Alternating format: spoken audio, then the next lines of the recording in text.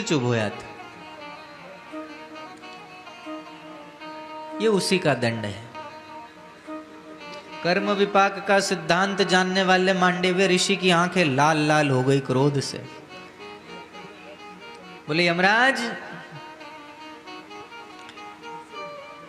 कर्म के सिद्धांत हम भी जानते हैं, यद्यपि मैंने उस कीड़े को शूल चुभोया तो था, लेकिन उस समय मेरी अवस्था बिल्कुल अबोध अवस्था जैसी थी, बाल्यकाल था।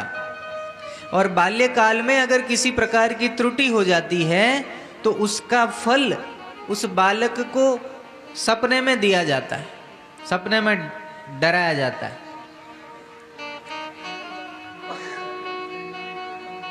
उसका इतना बड़ा दंड नहीं होता जितना तुमने मुझे दिया, शंकु पर बिठा दिया। अरे तुम यमराज हो, तुम मेरे जैसे ऋषि के साथ अगर ऐसा कर सकते हो, छोटे से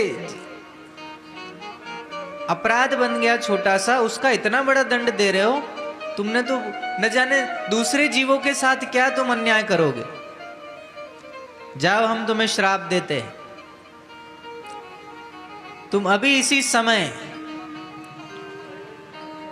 यमपुरी का त्याग करोगे और दैवत्व योनि नहीं, अब साधारण मनुष्य, और मनुष्य में भी दासी के घर जन्म लोगे।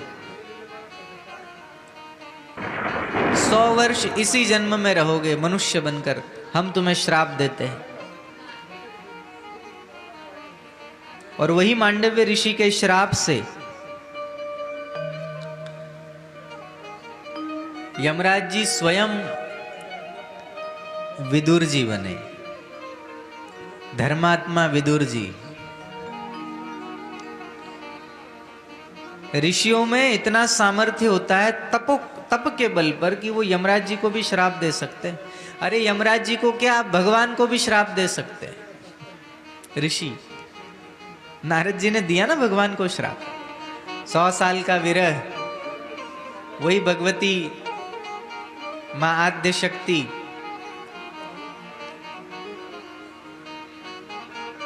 जगत जननी मां लक्ष्मी को